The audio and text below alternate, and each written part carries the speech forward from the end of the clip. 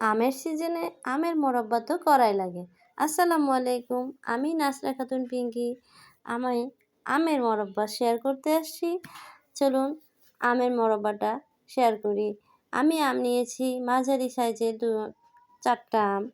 এই আম দিয়ে আমি করব আজকে আমের মোরব্বা, নরম টুসটুসে এবং খেতে দারুণ স্বাদ। এই আমগুলোকে আমি কেটে নেব, ঠিক এভাবে করে কেটে নেব। তারপর এগুলোকে আমি সিদ্ধ করে নেব হালকা, মানে 5 মিনিট আমি এটাকে সিদ্ধ করব। এর বেশি না, মানে একটা বলক আসলেই হয়ে যাবে। বেশি সিদ্ধ করলেই সম্পূর্ণ গুঁড়ো হয়ে যাবে। আর তখন কেমন জানি মানে দেখতেও ভালো হবে না, আর গোটা গোটাও থাকবে না মোরব্বা, তখন মোরব্বা মনে হবে না, চাটনি হয়ে যাবে। তো আমি এগুলোকে এই যে সিদ্ধ করে পানি ঝরিয়ে নিয়েছি। এখন আমি প্যানে দিব সামান্য তেল, সরিষা তেল। এর সাথে দিচ্ছি আমি কালো জিরা এবং রসুন কুচি আর হচ্ছে শুকনো মরিচ। এগুলো হালকা বাদামি কালারের হয়ে আসলে আমি এখানে দিয়ে দিব সামান্য পানি।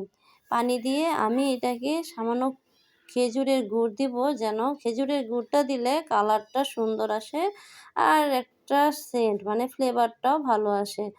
তো আমি আসলে দিব এখানে চিনি আর খেজুরের, বললাম খেজুরের গুড়টা দিছি কালারটার জন্য, সুন্দর একটা কালার আসার জন্য। তো চিনি দিব আমি প্রায় হাফ কেজির মতোই। আর আমটা ছিল আমার প্রায় 4-5টা।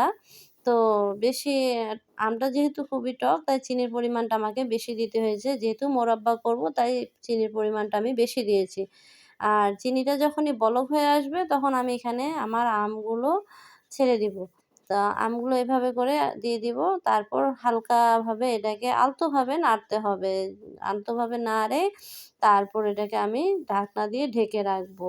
ঢেকে রাখবো ঠিক 5 মিনিটের মতো ঢেকে রাখবো। ঢাকার পর যখন এটা বলক মানে জাল শুরু হয়ে যাবে, আর হিটটা সবসময় মিডিয়াম হিটেই রাখতে হবে, না হলে আচারটা পুড়ে যাবে নিচে আবার রান্নাটাও সুন্দর হবে না। তাই হিটটা আমাকে মিডিয়াম আঁচে রাখতে হবে। এই যে আমার আচারটা প্রায় দেখেন কি সুন্দর হয়ে গেছে। এখন আমি এখানে অ্যাড করব ভিনেগার। ভিনেগারটা দিলে হবে যে আমার আচারটা নষ্ট হবে না।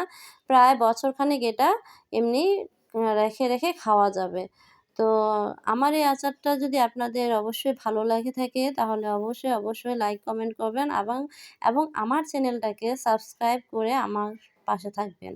বেল আইকনটা অবশ্যই ক্লিক করে রাখবেন যাতে আমার যতগুলো আ ভিডিও দেই তাতে আপনারা সাথে সাথে নোটিফিকেশন পেয়ে যান। তো ভালো থাকবেন, সুস্থ থাকবেন। আল্লাহ হাফেজ।